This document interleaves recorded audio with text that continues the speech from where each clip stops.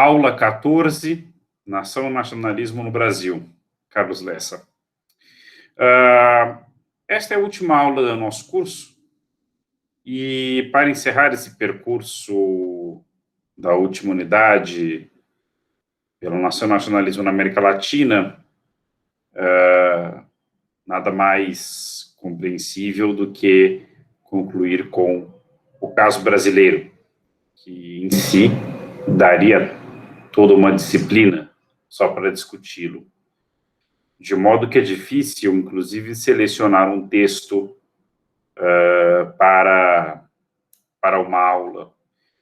Nesse sentido, a minha escolha recaiu sobre um artigo sintético que procura dar uma perspectiva panorâmica da temática, escrito pelo economista, o falecido economista Carlos Lessa, professor da Universidade Federal do Rio de Janeiro, da qual chegou a ser reitor, ex-presidente do BNDES, no início do primeiro governo Lula, uma figura importante do nacional-desenvolvimentismo, né?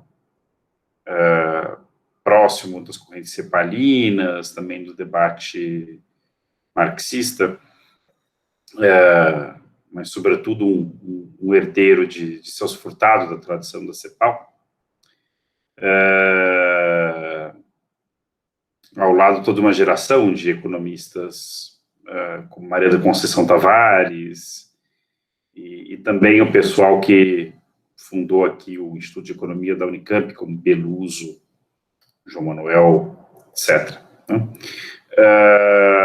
Carlos Lessa faleceu ano passado, nos deixou, infelizmente, levado pelo coronavírus. Mas este aqui não é um artigo de economia, embora, claro, para os que o lerem perceberão qual é a formação do autor, porque grande parte do argumento se constrói recorrendo à história econômica, mas não é um texto de economia, é um texto de história e política, basicamente, que, como o título diz, né, procura refletir sobre a nação e o nacionalismo a partir da experiência brasileira, a partir da experiência histórica brasileira. Quais são as formas e os sentidos da nação e do nacionalismo dentro desta experiência histórica. É um texto publicado na revista Estudos Avançados, do Instituto de Estudos Avançados da USP, em 2008. Vale aqui uma palavra sobre esse contexto, né? Que é recente, historicamente falando, faz apenas 13 anos que esse texto foi publicado, mas, haja vista tudo o que aconteceu de lá para cá, 2008 é o ano da grande crise econômica, sob cujos efeitos, em parte, vivemos, agora muito agravados pela pandemia,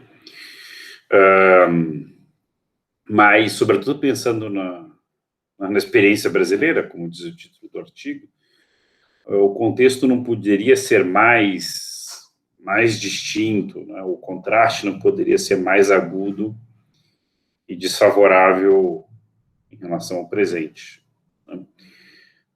Embora o autor não estivesse mais no governo há algum tempo e fosse até um crítico de muitas suas políticas, né, o texto de Carlos Lessa não deixa de transparecer o grande otimismo que o Brasil vivia em relação ao seu presente e a seu futuro mais imediato, né? Ainda que moderado, né, esse tom celebratório não deixa de se refletir de alguma maneira nas páginas do artigo, né? E tem muito a ver, embora não seja citado em nenhum momento, não estou aqui aludindo a elementos contextuais, com a situação no segundo governo Lula, né, um período onde a economia brasileira crescia ainda que de maneira não exuberante, né, longe disso, mas crescia aparentemente de maneira consistente e com um processo de inclusão social pelas políticas de distribuição de renda e de ampliação do consumo popular, até então inéditas ou quase, né, pelo menos que não se via há muito tempo no país. E tudo isso alimentava um pouco esse clima de otimismo que, de 2013 para cá, em especial de 2016 para cá, tem sido dramaticamente revertido, né? Então, alguém que escrevesse um artigo com este título no ano de 2021, certamente escreveria algo muito diferente do que o autor escreveu naquela época. Mas ainda assim eu acho importante e interessante trazer esse texto pelo exercício de síntese e de balanço que ele se propõe a fazer. Porque eu tenho a impressão que ele é revelador de um certo modo de pensar o Brasil, a rigor da confluência de duas formas diferentes de pensar o Brasil, que tem algumas discrepâncias não pouco importantes, mas tem também pontos de encontro igualmente salientes. Eu me refiro, de um lado, a uma tradição que podemos identificar com o conservadorismo, não com este conservadorismo auto-intitulado conservadorismo, que, na minha opinião, tem muito pouco de conservador que vemos hoje, mas com a tradição conservadora do Império, tradição imperial, Saquarema, né, cujo principal expoente historiográfico citado diretamente no texto é Varnhagen, né, o grande historiador do Segundo Reinado, né, e que se prolonga no século XX em autores da importância de um Alberto Torres ou de um Oliveira Viana. E, de outro lado, uma outra tradição, né, que é justamente o nacional-desenvolvimentismo, né, a qual Carlos Lessa pertence mais diretamente. Enfim, cujo principal expoente no Brasil do século XX, inequivocamente, foi o já citado Celso Furtado, né? Mas que tem outros expoentes, poderíamos identificar até, ainda que com diferenças importantes, né, autores como Alberto Guerreiro Ramos, Hélio Jaguaribe, enfim, a tradição do Eusébio aí, próxima também isso que eu estou chamando de uma corrente interpretativa nacional desenvolvimentista. Estou usando aqui o termo de maneira mais ou menos livre, né? Não vou entrar em detalhes porque não cabe, né, no escopo da aula, né, e no tempo que temos aqui, mas haveria muito que matizar nessa caracterização. Mas fiquemos provisoriamente com essa tipologia, né? De um lado, uma tradição conservadora, autoritária, aquilo que meu colega Christian Lindh chama de um conservadorismo estatista, e outra, a tradição nacional desenvolvimentista, que isso não é nenhuma novidade, o que eu estou dizendo, tem pontos de contato importantes com a tradição conservadorismo estatista.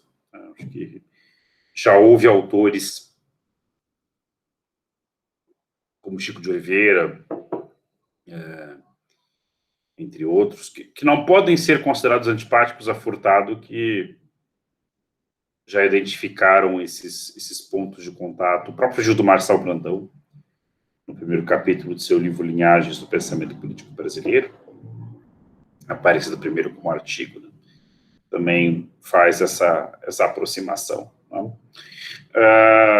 E eu acho que ela se reflete no artigo do Lessa, né? Então vamos, né, mais diretamente ao seu argumento. O seu argumento principal, né, expresso logo no início do texto e no seu resumo também, é de que na experiência histórica brasileira, né, o Estado, como demiurgo, né, aparece antes da nação, do povo. Ou seja, o Estado, as palavras do autor, é o demiurgo, é o instituidor, é o sujeito que institui, né, a nação e que a precede, historicamente. Nem sempre, como o próprio autor adverte, assim. Muitas vezes a nação e o nacionalismo, né, precedem a criação de um Estado independente. Não foi assim na experiência brasileira. Mais do que isso, há um hiato histórico de cerca de um século entre a instituição de um Estado nacional e a conformação de um povo-nação, o início da conformação de um povo-nação. Ao passo que o Estado brasileiro surge no primeiro terço, né, nos primeiros 20 a 30 anos do século XIX, o povo-nação, né, começa a se delinear melhor nos primeiros 20 ou 30 anos, primeiro terço do século XX. Então, temos aí um hiato aí importante. E segunda coisa, derivada, inclusive, segunda observação derivada dessa constatação, é de que o Estado brasileiro prescindiu, né, a instituição de um Estado Nacional Independente no Brasil, prescindiu de um discurso nacionalista, de uma afirmação da particularidade nacional e de um antagonismo em relação à antiga metrópole colonial, né, para legitimar a sua instituição.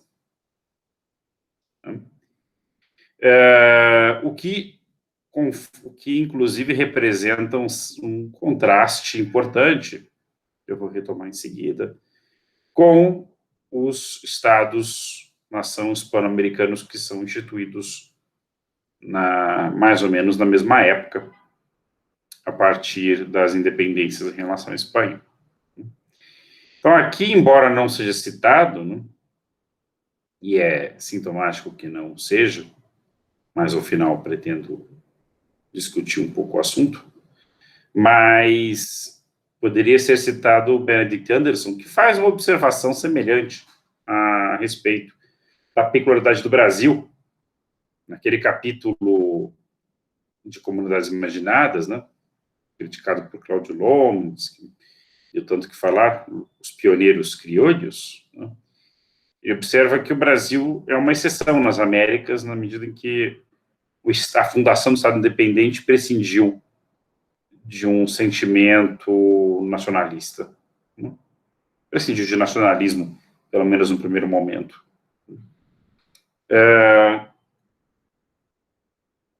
E por quê? Bom, então, o Carlos Lessa, ele vai, como muitos autores, Celso Furtado, o Caio Prado, que ele também não mobiliza, é tudo uma historiografia, ou diferentes historiografias, melhor dizendo, né, brasileiras, vai situar a origem, né, do Estado brasileiro independente na crise do período colonial e na maneira peculiar por qual ela foi equacionada no Império Lusitano pela transmigração da corte portuguesa para o Brasil. E ao contrário de uma série de narrativas, inclusive anedóticas e que caíram de certa maneira no gosto popular, ele mostra como esse traslado não foi improvisado, como muitas vezes se crê, né? De última hora, né? Com favor da monarquia portuguesa diante da iminente invasão napoleônica, e ali soprado, né, no ouvido de Dom João pela diplomacia inglesa. Foi mais complexo do que isso. A ideia já vinha sendo amadurecida algum tempo antes. E por quê? Parece um pouco realmente curioso que uma monarquia europeia cogitasse transferir a sua sede para a sua colônia no ultramar, nas Américas, né, no Novo Mundo. Mas, no caso de Portugal, essa decisão fazia algum sentido, porque, em grande medida, o centro da vida econômica do Império era, àquela altura, já fazia um tempo, o Brasil. Né? Era o Brasil. era a colônia portuguesa na América. E isso, em grande medida, pelo achado tardio, em comparação com a Espanha, de metais preciosos, no caso, sobretudo ouro, também diamantes, mas sobretudo ouro, nas Minas Gerais, né, na virada do século XVII para o início do século XVIII, enquanto a Espanha, desde o começo do século XVI, havia encontrado ouro e prata nas minas do Alto Peru, atual Bolívia, né, Potosí, e Guanajuato, Nova Espanha, atual México. Portugal, como sabemos, só foi encontrar o ouro no Brasil no final do século XVII, início do XVIII, né? O que levou a uma grande migração lusa, né? O autor cita uma cifra, né, de cerca de 600 mil portugueses teriam vindo para o Brasil, né, sobretudo homens, né, na primeira metade do século XVIII, o que reforçou, né, o despovoamento de Portugal, que na época contava com apenas 2 milhões de habitantes, né? Imagino que o impacto disso, né, deslocamento de 600 mil numa população que mal passava de 2 milhões, reforçando, né, a decadência, né, que já vinha de antes, da manufatura e, sobretudo, da agricultura, da agropecuária lusitanas. Né? E, nessa medida, o ouro brasileiro se tornou fundamental, né, para salvaguardar a solvência da economia do reino. Mas, mais do que isso, o ouro teve um papel chave no sentido de reforçar vínculos que o precediam, notablemente o comércio ultramarino de escravos triangular entre Portugal, Angola, né, o sul da África, a África meridional portuguesa e as Américas, no caso o Brasil, né? E também, e isso é importante para o tema, nos interessa, reforçar os nexos internos à colônia, né? Atando ali o Nordeste, sobretudo as regiões produtoras de gado do interior do Nordeste, também as regiões pecuaristas do extremo sul, o Rio de Janeiro como principal porto, não só de escoamento do ouro, mas também de entrada de escravos, enfim, todo um circuito econômico que começa a conformar um mercado interno, excluída aí a calha amazônica. Isso se refere à colônia do Grão-Pará, né, que inclusive administrativamente não fazia parte do vice-reinado do Brasil, né, pouco se diga, né, mas que tinha uma integração própria aí com Portugal, né, por meio da exportação das chamadas drogas do sertão, etc. Estou aqui relembrando coisas que quem leu Caio Prado ou Celso Furtado conhece bem, né? Mas isso é importante porque o ouro não só tornou o Brasil central para Portugal, né, e economicamente deslocando, de certa maneira, a própria península, né, mas também reforçou os nexos internos, preparando o embrião de uma economia nacional. Isto é, para Carlos Lessa, antes de ter um Estado independente, já tínhamos, de certa maneira, um circuito econômico nacional e mesmo um processo de acumulação interno, né, porque ainda que parte desse ouro tenha sido apropriado, sobretudo pela sanha fiscalista, a partir das reformas pombalinas, ao contrário do que às vezes se pensa, muito dele ficou no Brasil, né? Aqui ele tem uma divergência, me parece, com Caio Prado, não enunciada, né? Porque ele se apoia em grande medida numa historiografia fluminense, mais contemporânea, né, de autores da UF, em especial, né, o Manolo Florentino e o Fragoso, né, que mostram como se forma ali em torno do Porto do Rio de Janeiro uma classe mercantil muito poderosa, inclusive ligada ao mercado interno, ou seja, havia mercado interno. Não vou entrar no mérito da polêmica, não é o caso, estou aqui só fazendo um registro, né? Mas o fato é que, segundo, né, Carlos Lessa, esse mercado interno colonial, né, sustentava, inclusive, um sistema creditício, né, que permitia a essa burguesia mercantil, ou esse estamento mercantilista, financiar, estamento não seria um termo adequado aqui, lembra muito o Faor e tal, é outro registro, né, mas essa elite mercantil financiar, por exemplo, empreitadas ultramarinas ousadas, né, a partir do tráfico negreiro, como eixo articulador entre a colônia e a metrópole.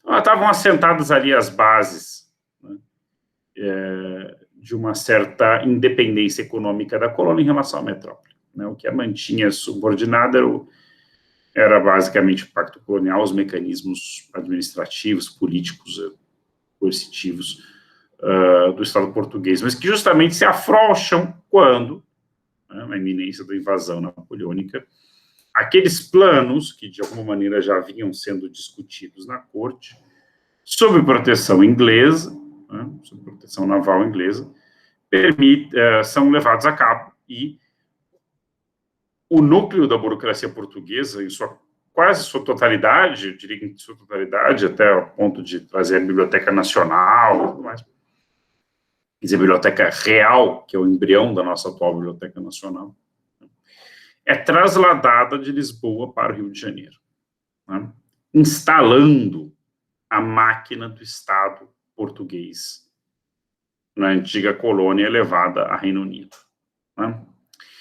Isso separa, em definitivo, o caminho do que virá a ser o Estado brasileiro independente daquele seguido pelas colônias espanholas na mesma época, né? Que, como nós vimos, sobretudo na aula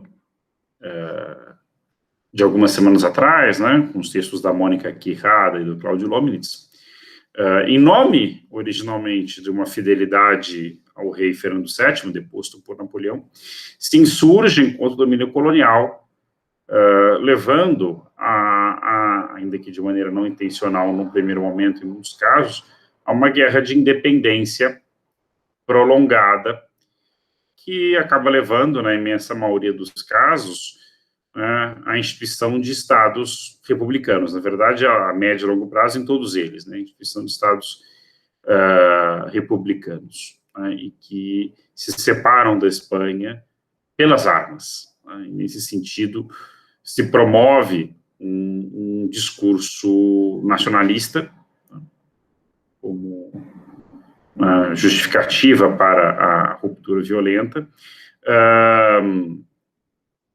com a antiga metrópole, mas isso também leva, né, a uma fragmentação dos antigos territórios espanhóis, né, contra a vontade de alguns dos seus próceres da independência, notadamente o caso de Bolívar, e também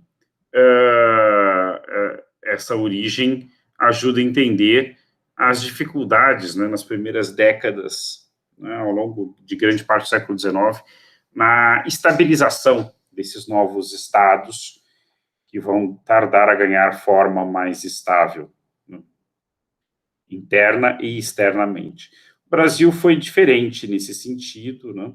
Aqui a leitura canônica, né, tem sido já algumas décadas a do Selma de Carvalho, citado pelo Anderson, inclusive naquele texto, Uma das Imaginadas, segundo a qual a elite formada pela tradição da ilustração pombalina, né, em Coimbra, uma vez a corte estando no Rio de Janeiro, capitaneou a transição de maneira mais ou menos pacífica, com recurso a uma solução dinástica. E aqui Carlos Lessa lembra, né, que a decisão de Dom Pedro I de ficar foi em grande medida inspirada pelo Conselho Paterno, e viabilizou uma ruptura sem violência.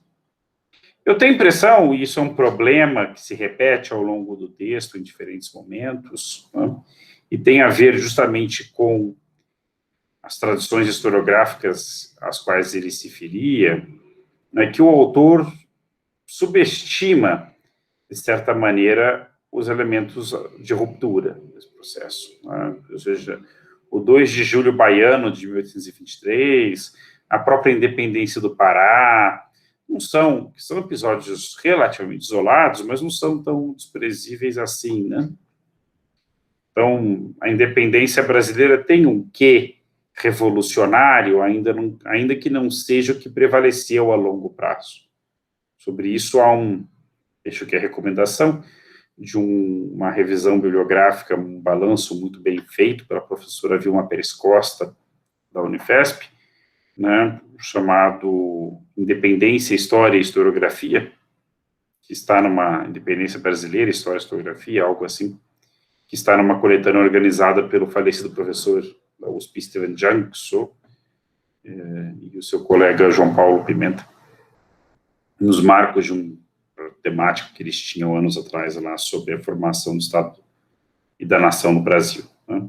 E ali a Vilma faz um balanço bem interessante das diferentes interpretações da história brasileira, da história da independência brasileira, né, enfatizando esses dois polos, né, os que enfatizam a continuidade, né, entre colônia e metrópole, os que enfatizam a ruptura, os que tentam combinar esses dois polos numa mesma interpretação, né? Mas aqui o Carlos Lessa claramente está enfatizando a continuidade, né? Ou seja, se formou um Estado sem ruptura revolucionária por meio de uma solução dinástica, né, que preservou a independência econômica, da qual as elites locais já gozavam, a independência, a autonomia política, da qual elas também já gozavam, e, ao mesmo tempo, também a estrutura social que alicerçava o seu poder. Basicamente, o monopólio da terra e a escravidão. No caso, a escravidão só muito lentamente foi suprimida, né, quase um século depois da independência. Primeiro se suprime o tráfico, né, décadas depois, mais uma vez, se acaba se levando ao fim da escravidão, né, como nós sabemos. E no caso do monopólio da terra, em que pese a substituição do sistema de sesmaria pela comercialização da propriedade rural, a famosa lei de terras, ele se mantém, né, e no limite se mantém até hoje. O Brasil também não passou por reforma agrária significativa, digamos, de nenhum tipo, né? Houve modernizações no meio agrário, mas não houve ruptura, né? Como houve no México, como houve na Bolívia, como houve até no Peru, né? Para não falar em Cuba,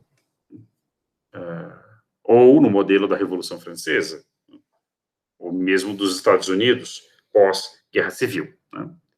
Em que não só se abole a escravidão, mas se abole também, quer dizer, por meio do Homestead Act, né, o latifúndio em parte quebrado ali, sobretudo na colonização do Oeste, né. No Brasil não ocorre nada disso. Então, aqui já temos um elemento importante, as continuidades, né, e daí a gente entende o papel do Estado demiúrgico, né, esse Estado que estabelece um território para si, um território virtualmente gigante, ainda que grande parte desse território não fosse habitado, ou fosse muito pouco habitado, né? E essas dimensões, né, cantadas no nosso hino, né, o gigante pela própria natureza, os belos porte impávido colosso, né, essas dimensões territoriais agigantadas são vistas como estratégicas pela elite imperial que capitaneia este esforço de instituição estatal, primeiro como garantia para a sobrevivência do Brasil como Estado independente na ordem internacional, dada inclusive a nossa posição periférica, né?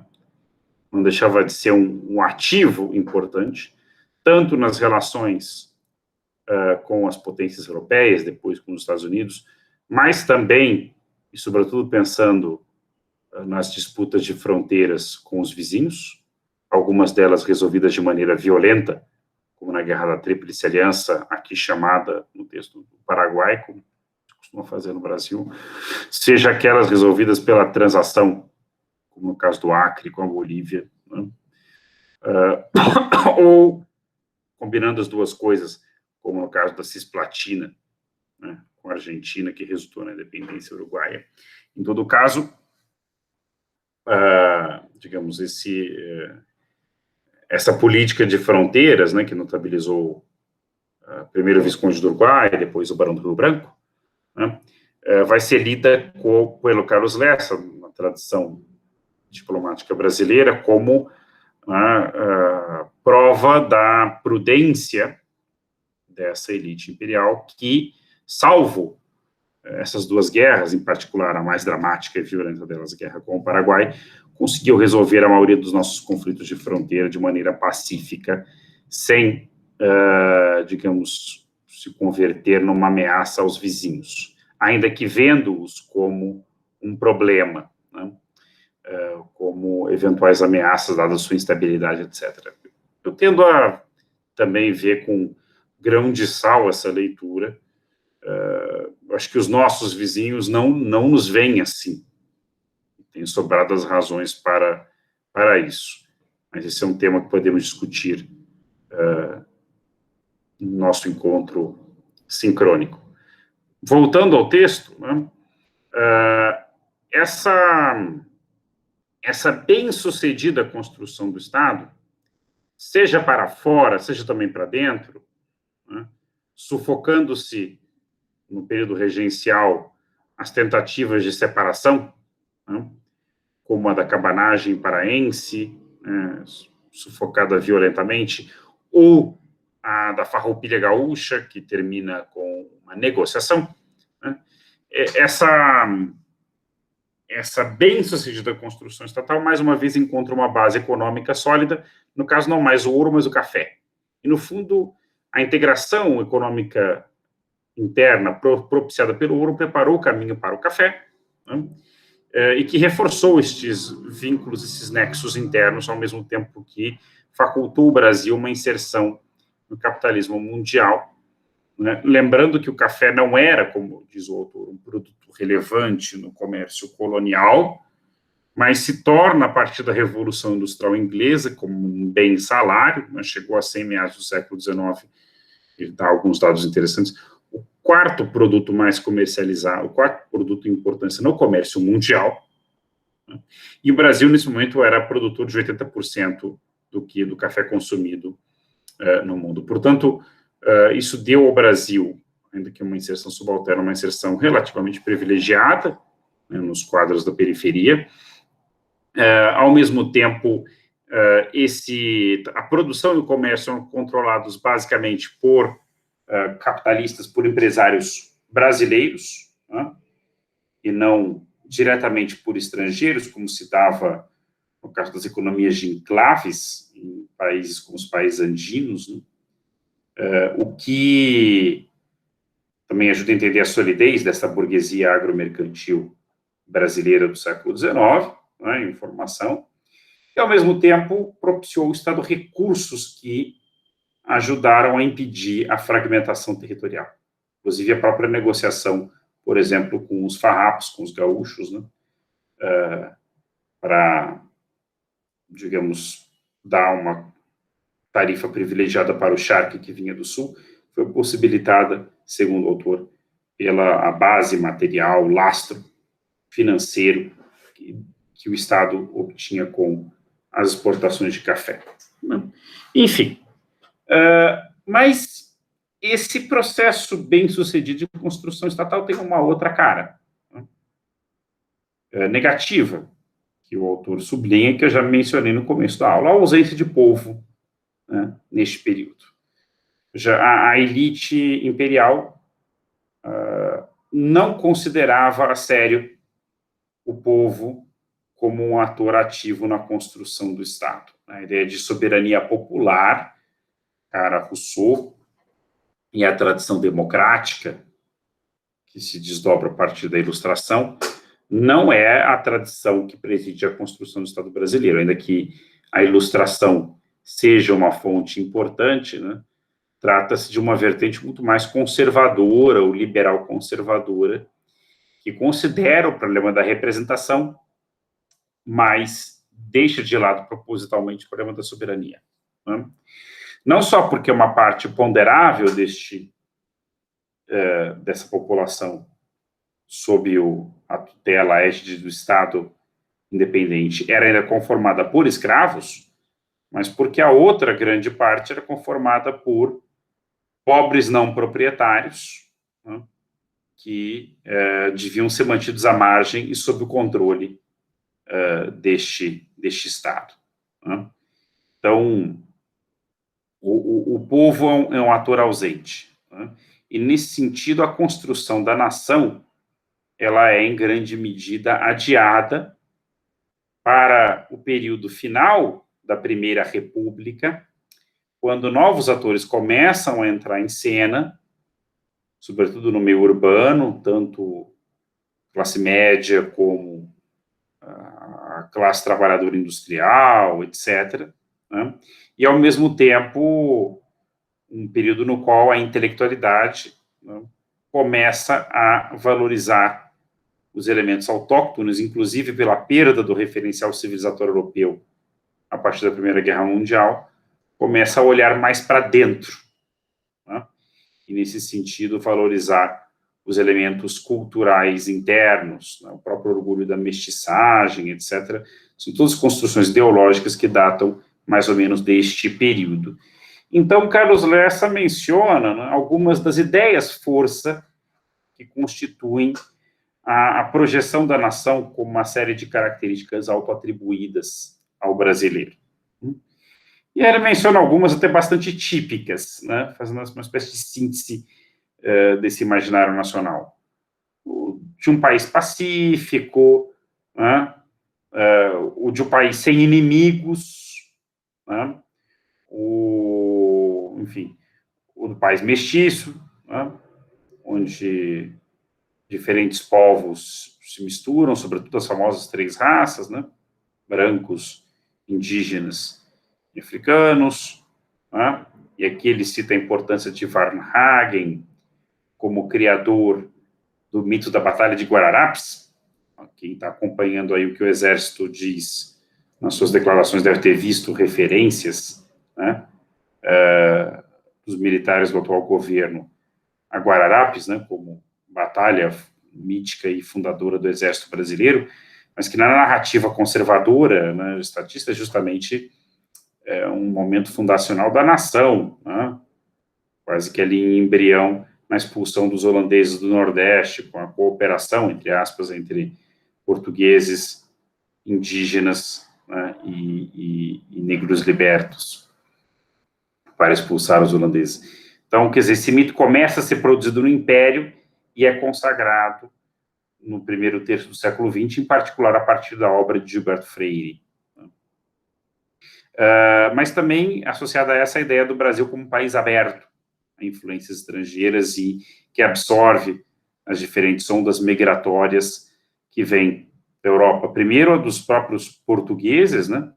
E aqui, de novo, a ideia de um país sem inimigos e rancores, ou seja, o português, né, não é visto como um inimigo, até porque, em vez de uma ruptura violenta, o que tivemos foi, entre aspas, como diz Carlos Lessa, supostamente um desquite amigável, fecha aspas, né, e o que permitiu, abriu as portas para o Brasil como principal destino da imigração lusa até meados do século XX, pelo menos, né, mas também de outras correntes migratórias, italianos, alemães, mesmo japoneses, etc., etc., né? E daí toda essa mística da fusão de culturas que nos caracterizaria, né, a ressignificação metafórica, simbólica do canibalismo, né, que antes era uma característica que no romantismo havia, de alguma maneira, constrangido a idealização do índio como símbolo da nacionalidade, ainda que ressignificada como um valor da virtude guerreira, né, no poema do Gonçalves Dias, lá o Juca Pirama, é ressignificada mais uma vez pelo modernismo, em especial o modernismo paulista, pensando em Mário e Oswald de Andrade, né? Seja no caso do Mário de Andrade em Macunaíma, Oswald de Andrade, Manifesto Antropofágico, né? Como essa característica brasileira de deglutir e absorver tudo que vem de fora dentro, incorporando a sua matriz, né?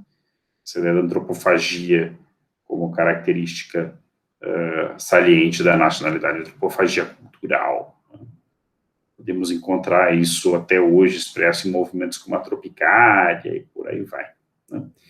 Então, essas seriam algumas das características da nação, né?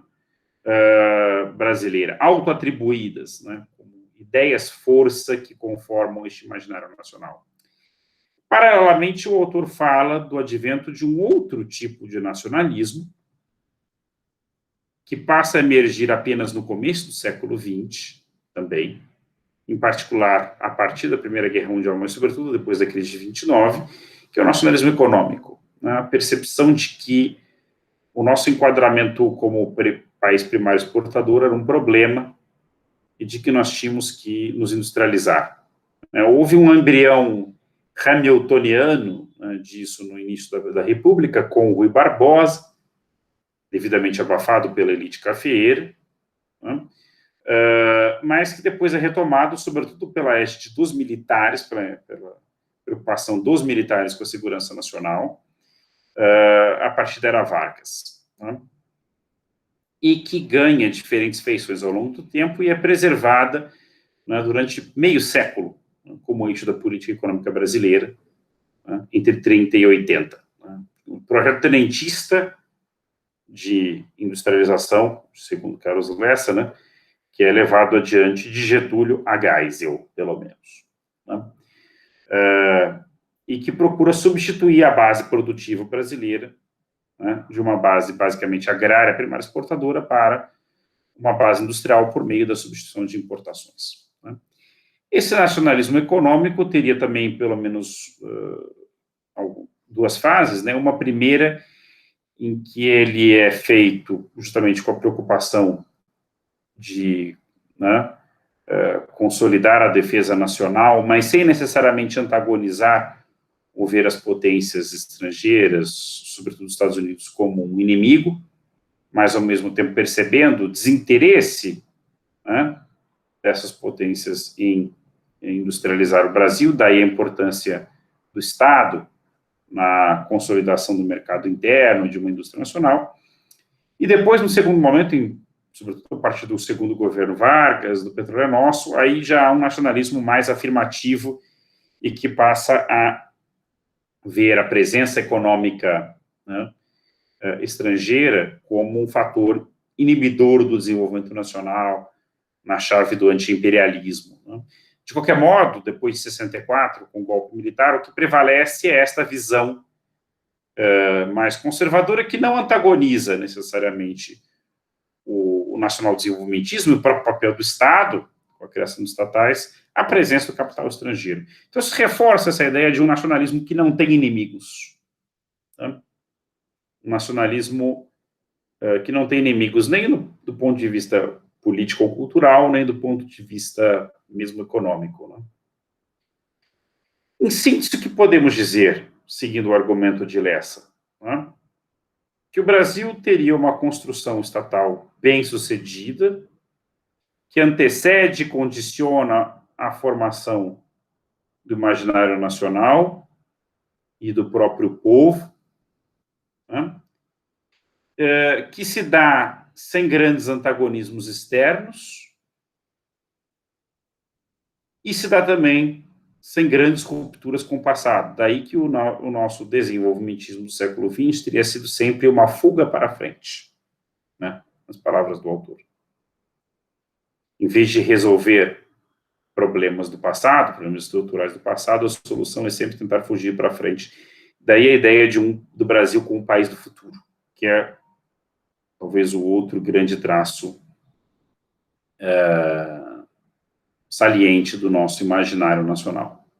O que, por um lado, é um reconhecimento tácito ou explícito de que o nosso passado é duvidoso e problemático, sobretudo dado o peso da herança colonial, mas que, ao mesmo tempo, o país, dado as suas virtualidades, tem um futuro descortinado à sua frente, um futuro brilhante à sua frente. O problema disso, e o autor não o ignora, pelo contrário, sublinha, é que nós não resolvemos as nossas pendências. Então, nós construímos um Estado Nacional e adiamos a solução do problema da escravidão. Nós resolvemos o problema da escravidão sem incorporar o negro, sem incorporar os libertos à economia, à sociedade e à política nacionais. Nós passamos a forma republicana sem uma revolução, né, por meio de um golpe militar. Então, de novo, fica adiado o problema da soberania popular. Né. Nós começamos um processo de arrancada industrializante sem resolver o nó da questão agrária. E nós começamos uma democratização tardia no final do século XX, sem enfrentar as bases do autoritarismo. O autor não chega a dizer, né, que isso, não chega a dizer que isso seria essa tendência, justamente, de modernização conservadora, termo que ele usa, que é bastante consagrado, inclusive na literatura da sociologia política brasileira, que seria um impeditivo ao nosso progresso futuro, que ele parece ver com otimismo, mas ele identifica como um problema. Hoje, olhando 12, 13 anos depois, mais de uma década depois, nós podemos considerar que o otimismo do Lessa era exagerado, ou seja, que o elemento crítico que aparece no texto, né, essa dúvida, né, em relação ao nosso passado, ela ressalta muito mais para nós hoje. Ou seja, ele percebia, e chega a dizer, que pagamos um preço pelo nosso processo conservador de modernização e pelas nossas fugas para frente, sem olhar, né, e fazer acertos de contas com o passado. Ele percebia que havia um preço. Havia um preço em termos de desigualdade social, havia um preço em termos de exclusão. Né? Ele não ignora nada disso. Né? Mas hoje nós podemos perceber que esse preço era maior do que se poderia imaginar há uma década e pouco atrás. Inclusive, em termos de um retrocesso brutal naquilo que se havia conquistado ao longo do século XX e no começo do século XXI.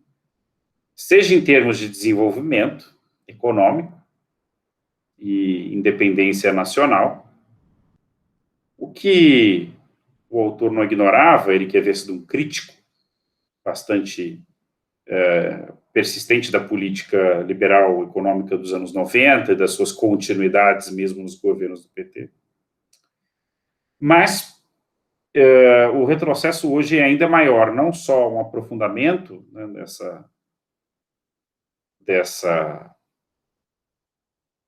da nossa dependência, do nosso subdesenvolvimento, né, se se quiser, mas também no sentido do desfazimento da própria democracia política, né, no período bolsonarista. Ironicamente, valendo-se de vários elementos, ainda que em chave muito retórica, todo nacionalismo se vale de alguma retórica sempre, né, de vários desses elementos estereotípicos da nação brasileira, que Lessa lembra aqui. Né? Por exemplo, esse mito fundacional em Guararapes, que eu mencionei.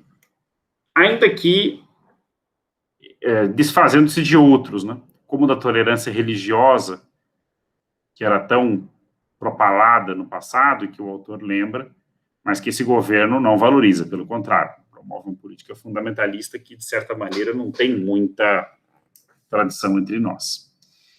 Então, eu deixo estas considerações críticas um pouco à guisa de conclusão e arremate desse texto, que eu acho que ele é muito sintomático de uma maneira em que a grande parte da intelectualidade progressista e desenvolvimentista pensou o Brasil no século XX e mesmo no começo do atual século, mas que se revela problemático à luz das atuais tendências, né, da radicalidade das atuais tendências de desfazimento da nação. Ou seja, o Brasil não é apenas a construção interrompida, segundo Celso Furtado, é hoje, em grande medida, uma construção desfeita.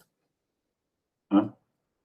Isso digo eu, não o Lessa. Que foi poupado pela sua morte de ver, enfim, a continuidade dessa obra de destruição. Eu só queria terminar dizendo o seguinte, como eu anunciei no começo, ele não cita o Anderson, não cita essa bibliografia teórica que nós vimos ao longo do curso, europeia. Né? O que reforça um comentário que eu já fiz em algumas aulas desta última unidade, de que há muita produção sobre o nacionalismo na América Latina e no Brasil, sobre casos nacionais, inclusive estudos comparados, mas há poucos esforços de, digamos, teorizar a nação e o nacionalismo, como diz o título do Lessa, a partir da experiência latino-americana ou brasileira, e, mais do que isso, de promover diálogos entre essas experiências nacionais e as teorias mais consagradas sobre o nacionalismo, de repensar essas teorias e produzir teoria a partir das experiências latino-americanas, que me parece que, como o texto da Suez sobre a Bolívia, discutido na aula passada, mostra, o artigo do Itzigson e von Hall, que eu compartilhei como leitura complementar, por estar em inglês com vocês, o próprio texto do Lomnitz, eu acho que mostra, mesmo o meu, em alguma medida, eu acho que essas poucas tentativas, assim, mais laterais, não muito desenvolvidas, em alguns casos, mais em outros, né, de teorizar sobre o nacionalismo a partir da experiência latino-americana, o que elas mostram é que há um potencial, né, muito importante nos casos latino-americanos para repensar uma série de problemas e temas em aberto nos debates internacionais sobre o nacionalismo, que tendem a se focar muito na Europa. Né? E acho que, como nós vimos ao longo desse curso, ainda que se fale muito em crise do Estado-nação, né, por conta da globalização, mundialização dos últimos 30, 40 anos, né, em parte, por esses mesmos processos, a nação e o nacionalismo seguem sendo problemas políticos da maior relevância. Né? E, nesse sentido, diversificar as fontes históricas a partir das quais esses problemas são abordados, me parece uma tarefa não só pertinente, mas mesmo urgente, pensando nos problemas da contemporaneidade.